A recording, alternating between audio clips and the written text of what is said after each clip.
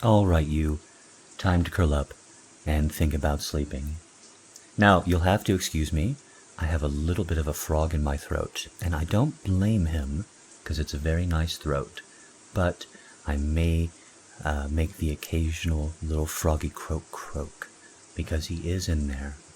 So, please keep that in mind. I see we have a couple of stories tonight. I hope you like the change with the weather in the background. I find it very soothing myself. So, here we go. A mouse, on an evil day, made an acquaintance of a frog, and together they set off on their travels. On pretense of affection and keeping his companion safe from harm, the frog tied the mouse's forefoot to his own hind leg, and thus they proceeded. It worked well enough until they came to some water, and the frog, bidding the mouse to have some good courage, plunged in and began to swim across. They were barely halfway when the frog took a sudden plunge to the bottom, dragging the unfortunate mouse after him. But the struggling of the mouse made such a great commotion in the water that it attracted the attention of a hawk, who, pouncing down and bearing away at the mouse, carried the frog also. Alliances that are ill-matched generally end in disaster, and the one who compasses the destruction of his neighbor is often caught in his own snare. Aesop wasn't very good on gender-neutral pronouns, was he? All right, here comes the next one. A dog once made his bed in a manger and lay there snarling and growling at whoever came by. The oxen, coming for their provender, said, "What a miserable cur! Neither to eat the grain himself, nor let anyone else eat it." Boy, that oxen, he was really patient, wasn't he? He could have messed that dog up.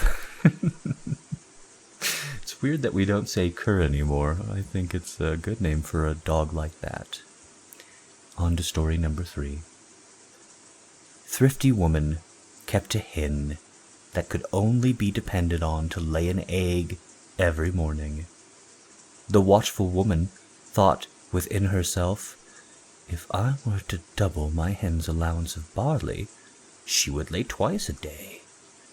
So she tried her plan, and the hen became so fat and sleek that she left off laying at all. Thrift sometimes overreaches, and figures are not always facts. Isn't that true? And story number 4. A fox who had fallen into a deep well was casting about to find how he should get out again. At length a goat came to the place, and, seeing Reynard, asked whether the water was good and if there was plenty. Hiding the real danger of his case, the fox replied, "The best in the world, and so much of it that we cannot be exhausted. Come down and see." Whereupon the goat jumped down without much ado.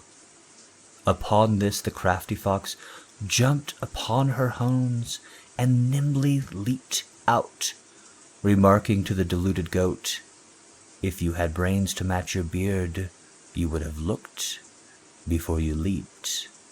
Oh, see, I did not know that came from Aesop's Fables, look before you leap. Goodness. And then the last story for this batch. A bat, falling to the ground, was caught by a weasel, whom he entreated not to take his life.